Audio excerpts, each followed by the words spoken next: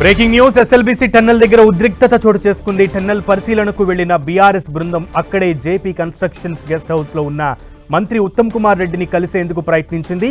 అయితే వారిని గేటు దగ్గరే పోలీసులు అడ్డుకున్నారు. ఈ క్రమంలో కాసేపు ఉద్రిక్తత చోటు చేసుకుంది.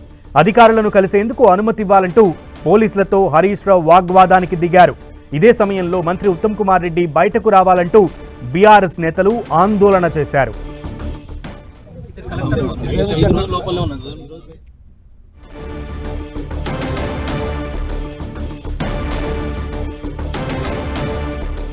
ఇప్పటికైనా చిత్తశుద్ధితో టన్నెల్ సహాయక చర్యలు చేపట్టాలంటున్న హరీష్ రావుతో మా ప్రతినిధి Raghavendra face to face.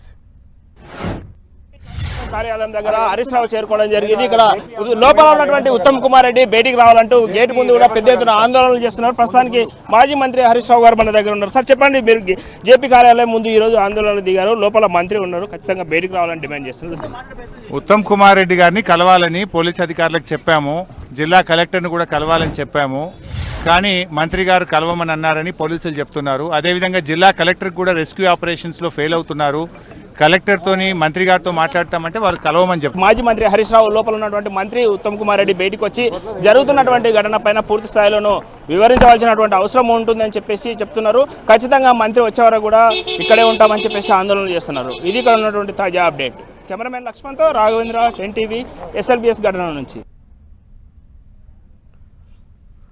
Right, మొత్తానికి అక్కడ గెస్ట్ హౌస్ దగ్గర ఉద్రిక్త పరిస్థితులు నెలకొన్నాయి. ప్రజెంట్ అక్కడ బీఆర్ఎస్ శ్రేణులు ఇంకా ఉన్నాయా లేదా అనే దానికి సంబంధించి పూర్తి సమాచారం మా ప్రతినిధి రాఘవేంద్రని అడిగి తెలుసుకుందాం.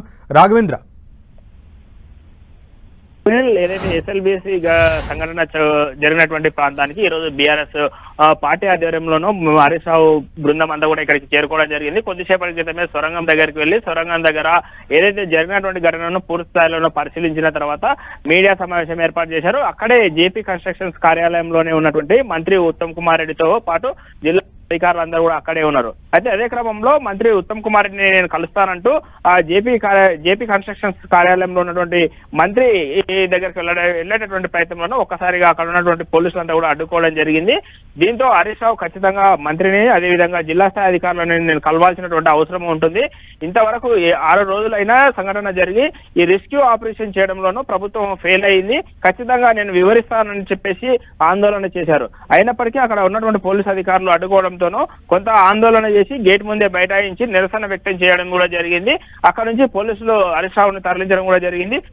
ఏదైతే ప్రభుత్వం దాదాపు 6 రోజులు గడిచినా పూర్తి స్థాయిలో ఎక్విప్మెంట్ తీసుకొచ్చి లోపల చిక్కుకున్నటువంటి ఏదైతే సొరంగంలో చిక్కుకున్నటువంటి 8 మంది కార్మికులను కాపాడడంలోనూ ఫెయిల్యూర్ అయిందని చెప్పేసి ఆరోపించారు. అదేవిధంగా బీఆర్ఎస్ పార్టీ గతంలో అధికారంలో ఉన్నప్పుడే ఏదైతే ఎస్ఎల్బిఎస్ సంబంధించినటువంటి సొరంగం పనులు వేగవంతమయ్యాయి. కానీ ఇప్పుడు వాళ్ళ అధికారంలో ఉన్నప్పుడు కూడా ఈ పనులను పూర్తి చేయలేకపోతున్నారు. ఇప్పుడు జరిగినటువంటి ఘటనతోనూ కోట్లాది రూపాయల నష్టం వాటిల్లింది. దీనిపైన ప్రజలకు వివరించవలసినటువంటి అవసరం ఉంటుందని చెప్పేసి ఆందోళన చేయడం కూడా జరిగింది. రాఘవేంద్ర, అక్కడ ఎస్ఎల్బీసీ టన్నెల్ దగ్గర పరిస్థితి ఏ విధంగా ఉంది? సహాయక చర్యలు అంటే రెస్క్యూ ఆపరేషన్స్ ఎక్కడి వరకు వచ్చాయి? దానికి సంబంధించి బీఆర్ఎస్ నేతలు సంతృప్తి వ్యక్తం చేశారా?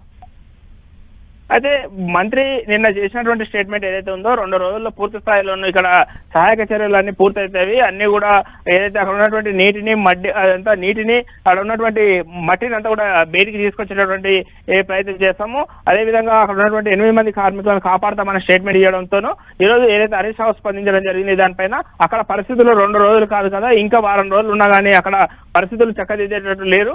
ఎందుకంటే అక్కడ పూర్తి స్థాయిలోనూ ఆ టన్నెల్లోనూ ఏదైతే బోరింగ్ మిషన్ పూర్తి స్థాయిలో ధ్వంసమైంది. ఆ మిషన్ క్లియర్ చేయడానికి చాలా సమయం పడుతుంది. 2 రోజుల సమయం అని ఒక మంత్రి మాట్లాడతారు. అదేవిధంగా నీళ్లు వాటర్ కలిసినంటూ మరో మంత్రి స్టేట్మెంట్ ఇస్తున్నారు. మంత్రులలోనూ అవగాహన రాహిత్యంతోనే ఇలాంటి ఘటనలు చోటు చేసుకున్నప్పుడు ఎలా స్పందించాలో కూడా తెలియట్లేదని చెప్పేసి ఘాటుగానే విమర్శలు చేయడం కూడా జరిగింది. ఆ తర్వాత కొంతవరకు బీఆర్ఎస్ నేతల అందరినీ కూడా ఏదైతే సంఘటన స్థలం దగ్గరికి వెళ్లేందుకు అనుమతి ఇవ్వాలని చెప్పేసి మొదలు అక్కడ ఆందోళన చేశారు. ఆ సమయంలో కూడా కొంతమంది మాత్రమే హరీష్ రావుతో పాటు మాజీ మంత్రులు ఈ జిల్లాకు సంబంధించినటువంటి 2-3 మాజీ ఎమ్మెల్యేలను మాత్రమే అక్కడికి అనుమతించడం జరిగింది. దాదాపు 4-5 మంది మాత్రమే ఏదైతే సొరంగం ప్రాంగణం దగ్గరికి వెళ్ళి అక్కడ జరిగినటువంటి సంఘటన పట్ల పరిశీలించడం జరిగింది.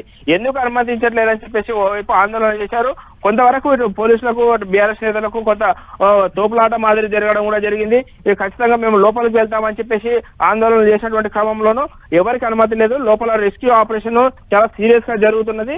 అక్కడికి వెళ్తే రాఘవేంద్ర డిస్టర్బెన్స్ అవుతుంది, సమయం వృధా అవుతుంది అని చెప్పేసి కూడా చెప్పడం జరిగింది. Okay Raghavendra, thank you.